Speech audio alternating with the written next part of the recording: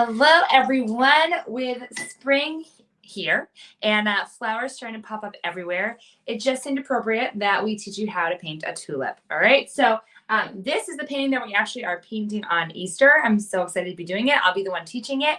And I thought this was the perfect opportunity just to teach you how to paint one basic tulip. Okay, so here's my little test sheet. What we're using today is called mixed media paper. This is perfect for testing just little paintings, right? So this is just a trial I want to teach you how to do.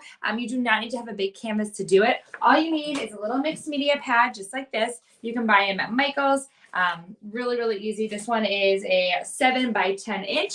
I have a round brush. This brush is a number 6, I want to say. Yep, a number 6 round. This is my favorite brush to use when it comes to painting any flower.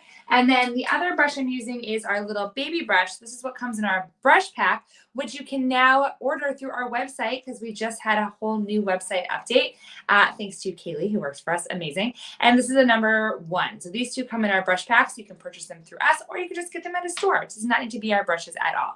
All right, so here's how this is going to work. First of all, we are on StreamYard today, which means that if you want to comment, you need to approve the StreamYard so that I can see who's commenting. So comment and say hello. I also have a computer here just so I can see who's commenting. But let's get started, okay? So this painting is being taught on Sunday, this coming Sunday, which is Easter. How is it already Easter? I don't know.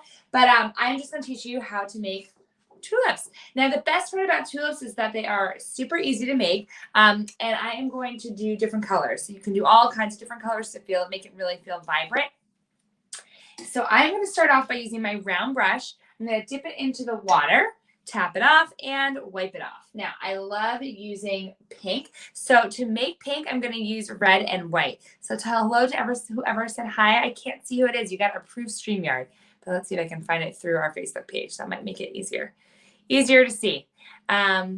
Nope, can't see it on there either. All right, so tell me who you are. All right, so here we go.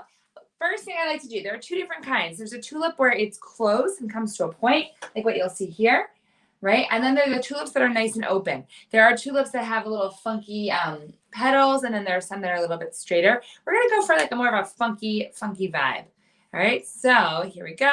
Taking this brush, dipped in the water, tap it off. I'm going to use a little bit of white and red, and I'm going to do a little cluster of tulips just as a practice, all right? Hey, Emily, great to see you on here. All right, so the first one, easiest thing to do is to make the closed bulb. And to do that, all I do is I make almost like a teardrop shape. That's it. So I make a little dot, and then from that dot, I make a little U that comes together as a point. Okay, so that's a closed tulip bulb. So sometimes you'll get a bouquet and they haven't opened yet. That's all that you do. All right, you fill it in. Now, when I fill in, I like to let the colors just mix right on the page, and that's how you get that streaky look. All right, now, if you want to make an open flower, what you would do is using some yellow. I'm going to use some red and white. I'm also going to throw in some yellow so we can get kind of like that orangey feel, which is one of my favorites. What you want to do is you can make a U. So this is not a bulb. This is one that's open. You make a U shape like this. All right, and then what you're going to do is you take the paintbrush, and I kind of hold it in the middle of the brush so my hand wobbles, and I flick the brush upwards. All right, now at the bottom, you want it to feel nice and full. So see here, you can even hold it on the side if you're having trouble with it getting really full. Do you guys see how the bottom, there's no open spots in the bottom, and I'm going to have it come up even more. So I make the sides come up a little bit higher, and I'm flicking the brush. So my wrist is kind of snapping. All right, and then once we add our lines, and I'll show you how to kind of pull it all together. All right, and I'm going to make another one. So this one's pretty open. I'm going to make another one down here that's a little bit more closed, and let's make this one even more pink.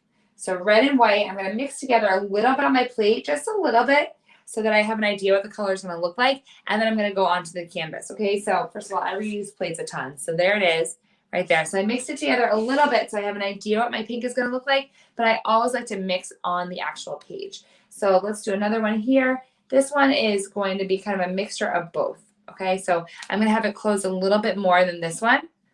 It'll feel a little bit tighter. I'm just pulling it up. Whoop, okay, now they're getting weird. All right, something like that, okay? I guess that kind of looks Did it work? Can you see my comment now? Yes. Hey, Brianne. That worked. Perfect. I can see that. Did you say hi before? That might have been you. All right. So here is the trick. Okay. So let's actually, before we do the lines are pulled all together. Let's make one more little bulb there. Okay. Now I'm going to take this brush. I'm going to clean it off in my water. Also, Brianne and Emily, as members, you are getting a link to this painting on Sunday because I don't want anyone to be painting on their own on Easter. You know, we're doing an Easter class. I'm teaching it. Nobody should be alone on the holiday. If you are not with family, join me. But that's a member special. Otherwise, you got to register for our class online. You can do that on the paper calendar. And we have a new, if you go to the top bar, navigation bar, you can see the paper calendar. And we have a new whole sign up form. So let me know what you think. All right, now I'm going to do the bottom in green. And often when I use green, I like to mix it with yellow. The green I'm using today is called phthalo green. And the yellow I'm using is called chrome yellow. Okay, so I make lines coming down. This is just like an informal painting, right? So we're not making a real bouquet, but if you wanted to make a bouquet, you kind of can have everything come together. So I'm just going to have it come down from the flower.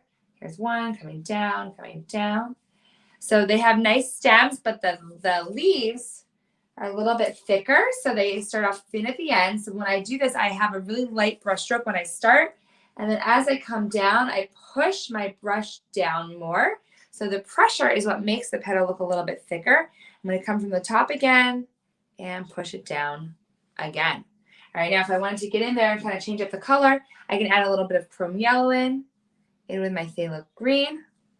I'm going to do another one over here. All right, so I'm going to go from the top and push my way down. All right, and it's okay. See here how the paint is kind of running out. That's a dry brush technique, and it kind of looks cool. So, you know, that's the way to do it. All right, now if you want to, you can add them over here too. So you can kind of get creative. So if you guys look at tulips, I should have brought them. I have a bunch downstairs. Should have my mom bring them up. But you know, you want a really nice full bouquet. All right, so this is just how to make them, not a whole bouquet. Now we're going to use the baby brush, and I'm going to clean it off, and I'm going to dip it into my black. And when it comes to just the little dome, the little like teardrop shape, it's super easy. We do a plop and pull, we call it. And you plop your brush down and kind of pull it like that. All right, you can do that on both sides. I mean, yeah, on both sides, both flowers too. Now, if you wanted to pretend, you know, sometimes when you're looking at the bulb, you'll see that one of the petals overlaps. So you can actually make a little curved line down the middle. So it looks like the different sides of the petals. Now, when you're doing this big one over here, what I do is I do my plop and pull lines on the outer edges, like this. And then I am going to cross over. So I'm going to make one side here, kind of squiggle and come down. And then the other side can just kind of pull right over. And then what I do, I know it's a lot of random squiggles, but it does work somehow. I do a little squiggle in the middle like that. And so it's kind of like a little optical illusion where it looks like all the petals are overlapping each other. All right, I'm going to do this one below, same thing. And when I do these lines, they're very gestural lines. So going like this on one side and the other. I'm going to make this one come in this way. So you always want one kind of coming in, another one across. So this one has the opening and then a little squiggle right in the middle. All right, and then I can always add a few little lines in there just to make it a little more gestural. So these are like an abstract approach to the flowers. It doesn't need to be exact. So let me see. Hold on. Let's scroll down. Perfect.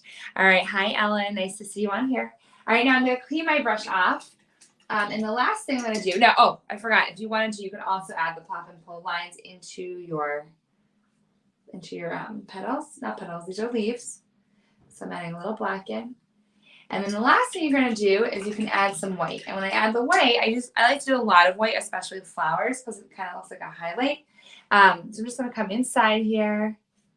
And you can do a few little lines. But do you see how the white makes it really vibrant, kind of pops off the page? All right. Now, I would love to know here in the comments, what are you guys doing for Easter? Are you seeing family? Are you doing it virtually? So my family celebrated Passover last week, and we all were in my grandma's driveway. And it was awesome just to see everybody. So if you are doing something, let me know. And if you're not doing anything, then you got to join me on this Sunday to learn how to paint this painting. All right, now there are our tulips. Aren't they pretty? So if you are painting this, if you're watching this, I'd love to see you guys do this at home. Post a picture and let me know about your beautiful work. If you'd like to register to paint with me, then go ahead. You can do it at thepaintbar.com. Go to our calendar page. You will see this coming Sunday. I want to say it's the 4th. I'm not positive.